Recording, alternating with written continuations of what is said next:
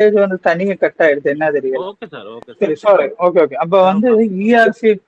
ERC20 ERC40 இந்த ரெண்டு எத்தீரியத்தோடு ERC20 ERC40 வந்து அதோட என்பவர்மெண்ட் நம்ம டோக்கன் சிஸ்டத்துக்கு இருக்கு. அதனால தான் நமக்கு வந்து எத்தீரியத்தோட எல்லா என்பவர்மெண்ட் நம்ம டோக்கன்ல இருக்கு இருக்கு இருக்குன்னு நம்ம சொல்லிட்டே இருக்கோம். நாளைக்கு ஃபியூச்சர்ல வந்து இந்த டோக்கன் எங்கெல்லாம் யூஸ் பண்றாங்களோ அதை எத்தீரியத்துக்கு என்னெல்லாம் யூசேஜ் இருக்கோ, ஃபார்ச்சுனேட்லி எத்தீரியத்தை பத்தி ஸ்டடி பண்ணவங்களுக்கு தெரியும். ஸ்மார்ட் கான்ட்ராக்ட், என்இஎஃப்டி, கேமிங்க்கு, யூட்டிலிட்டிக்கு எல்லாத்துக்குமே, இந்த ஸ்மார்ட் கான்ட்ராக்டோட சாலிடிட்டி ப்ரோக்ராமுக்கு எல்லாத்துக்குமே எத்தீரியம் வந்து அவ்வளோ சூப்பரா கொடுக்குற ஒரு காயின். இப்போ அந்த காயினோட அதே ஃபீச்சர்ஸ் இந்த டோக்கன்லயுமே இருக்கு. அதே மாதிரி layer 2, layer 1, layer 2, layer 3, layer 4. Layer 2 scaling தான் இப்போ பிளாக் செயின்ல நடந்துட்டு இருக்கு. லேயர் 3, லேயர் 4 எல்லாம் வரத்த வந்து நம்ம அவ்வளோ பெரிய யூட்டிலிட்டி கூடிட்டே இருக்கும். எவ்வளோ யூட்டிலிட்டி டோக்கனோடு கூடுறதோ அது நம்ம கிரியேஷன் லேயர்ல இருந்து ப்ரொடக்ஷன், கிரியேஷன் லேயர்ல இருந்து யூசேஜ் லேயர்ல வரும், அதுல இருந்து ஆக்டிவ் லேயர்ல வரும், ஆக்டிவ் லேயர்ல இருந்து ஃபங்க்ஷனல் லேயருக்கு வரும். இந்த நம்ம வந்து இப்போ கிரியேஷனும் யூசேஜ் லேயர்ல தான் நம்ம இருக்கோம். யூசேஜ் லேயர்ல லேயர் 2 ஸ்கேலிங் இருக்கும். அந்த லேயர் 2 ஸ்கேலிங் தான் இப்போ எல்லா பிளாக் செயின்லயுமே நடந்துட்டு இருக்கு. பிற்காலத்துல லேயர் 3, லேயர் 4ல எல்லாம் வரத்த நம்ம வந்து யூசேஜ் வந்து அவ்வளோ சிஸ்டத்துக்கு வந்து லிங்க் ஆயிடும். அப்போ இன்னைக்கு லேயர் 2ல தான் நம்மளோட இது இருக்கு. ஸ்டேபிள் காயின், எப்பொழுதுமே டோக்கன் வந்து ஒரு ஸ்டேபிள் காயினை ரிலேட் பண்ணுவாங்க. ஏன்னா டோக்கனோட ரேட்டு ஃபிளக்சுவேட் பண்றாம இருக்கிறதுக்கும், இர்ரெஸ்பெக்டிவ்லி ஒரு டோக்கனுக்கு வந்து கிரிப்டோ மாதிரி செல்லிங் பையிங் மட்டும் இல்லை, ரெண்டு வேற ப்ரொசஸ் இருக்கும். சீட் ஃபண்டிங், டோக்கன் ஃபார்மிங் ஒரு ப்ரொசஸ் இருக்கும். அந்த ப்ரொசஸோட ரேட் வந்து இர்ரெஸ்பெக்டிவ் ஆஃப் டோக்கனோட ரேட்டுக்கு ரிலேட் ஆகாம இருக்கிறதுக்கு ஒரு ஸ்டேபிள் காயின்ல லிங்க் பண்ணுவாங்க. அந்த ஸ்டேபிள் காயின்ல நம்மளோட ஸ்டேபிள் காயின் வந்து யூஎஸ்டிடி, யுனைடெட் ஸ்டேட் டாலர் தரும்பாங்க. ஒரு யூஎஸ்டிக்கு என்னெல்லாம் ஃபீச்சர்ஸ் இருக்கோ எல்லா ஃபீச்சர்ஸும் ஒரு யூஎஸ்டிடிக்கு இருக்கும். ஒரு யூஎஸ்டிக்கு என்னெல்லாம் வேல்யூ இருக்கோ எல்லா ஃபீச்சர்ஸுமே யூஎஸ்டிடிக்கு இருக்கும். அப்படி ஒரு ஃபீச்சர் தான் நம்மளோட ஸ்டேபிள் காயின் வந்து யூஎஸ்டிடி. இனோஸா நம்ம வந்து பைனான்ஸ்ல டிரான்சாக்ஷனுக்கு யூஸ் பண்றது வந்து பிஎன்பி. இதுதான் நம்ம பேசிக்கா இந்த சிஸ்டத்தை பத்தி தெரிஞ்சுக்கிறது. இந்த சிஸ்டம் வந்து என்னத்தினால இதுல வந்து நம்ம பார்ட்னர் ஆகிறதுக்கு வந்து இவ்வளோ பெரிய சிஸ்டத்துல வந்து நம்ம பார்ட்னர் ஆகிறதுக்கு வேண்டி நம்ம ரெண்டு ப்ரொசஸ் தான் பண்ணோம். இது seed funding, token farming. Seed ஃபண்டிங்னா விதைக்கிறது. நம்மளோட பிளாக் செயின்ல நம்மளோட இனோஸ் டோக்கனான பிவிசி மெட்டா வாங்கி நம்ம என்ன பண்றது, விதைக்கிறது. பின்ன நம்மளோட வேலெட், இதுக்கு எல்லாமே நமக்கு ஒரு வேலெட் வேணுங்களா? நம்ம வேலெட் வந்து என்னது, ட்ரஸ்ட் வேலெட். ட்ரஸ்ட் வேலெட் வந்து என்ன வேலெட்டு, நான் கஸ்டோடியல் வேலெட். ஆரோடும் கஸ்டடியேடு இல்லாம 100% பிளாக் செயின்ல ஒர்க் பண்ற வேலெட் தான் ட்ரஸ்ட் வேலெட். ட்ரஸ்ட் வேலெட் வந்து 2018 பைனான்ஸ் வாங்கிட்டாங்க. பைனான்ஸ்ல மேஜர் ஷேர் யாருக்கு இருக்கு, அது நீங்க கண்டுபிடிங்க. Who owns major share in Binance? பைனான்ஸ்ல யாரு நிறைய இன்வெஸ்ட் பண்ணிருக்காங்க? அப்படி எல்லாம் நீங்க ஜஸ்ட் கூகுள்ல ரிசர்ச் பண்ணுங்க. நெக்ஸ்ட் மீட்டிங்ல அதோட ஆன்சரா வாங்க. அதெல்லாம் பாக்குறது உங்களுக்கே தெரியும்.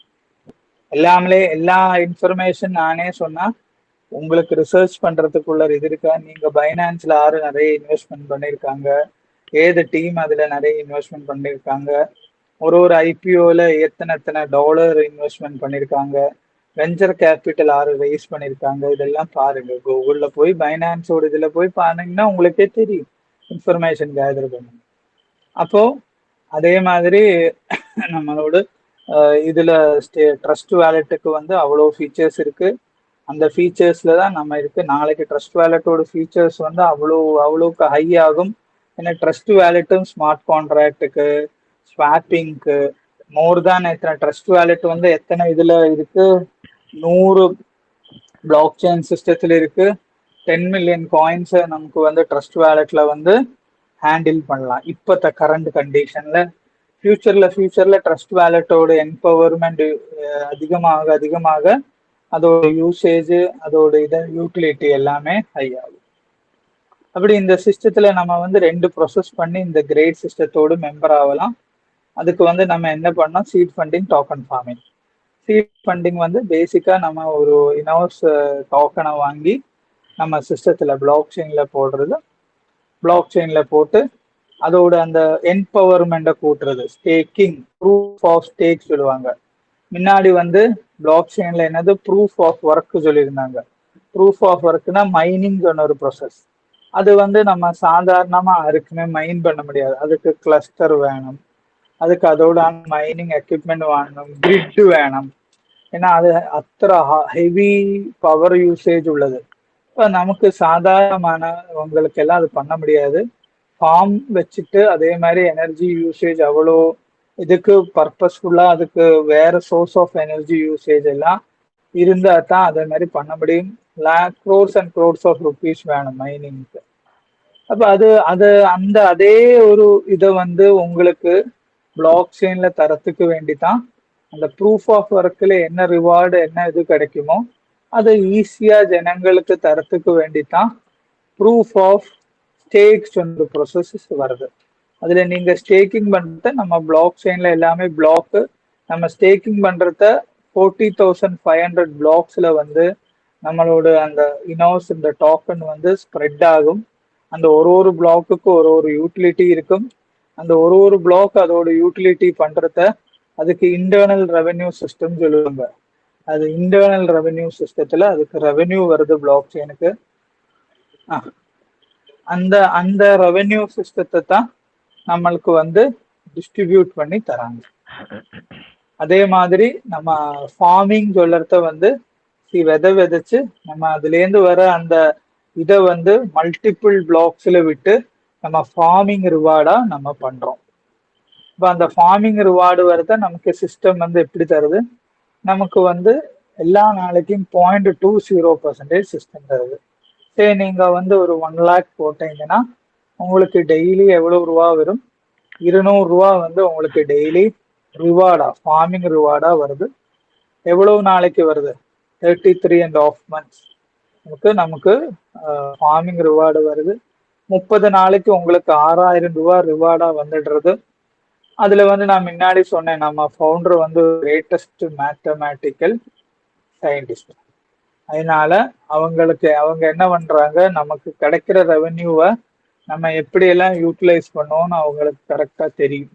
உங்களோட நீடு வந்து வாண்டு வந்து நீடு ஆக்கிடுவேங்க, நம்ம ரெவென்யூவை கரெக்டா நம்ம இன்வெஸ்ட்மெண்ட் பண்ண மாட்டோம்னு அவங்களுக்கு கரெக்டா தெரியும். அதனால அவங்க என்ன பண்றாங்க, ஒரு 15% வந்து சிஸ்டத்தோடு வந்து ப்ரிகாஷன் மணி அல்லாட்டா கருதல் தினம்.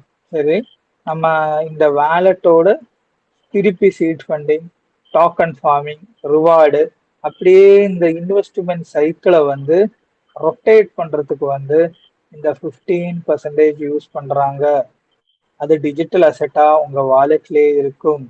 என்னைக்கு வேணா அந்த டிஜிட்டல் அசெட்டை நீங்க இந்த மல்டிபிள் செயின்ஸ்ல நீங்க டிஜிட்டல் அசெட்டா யூஸ் பண்ணி அதை டபுள் பண்ணலாம். 85% வந்து நீங்க என்கேஷ் பண்ணிக்கலாம்.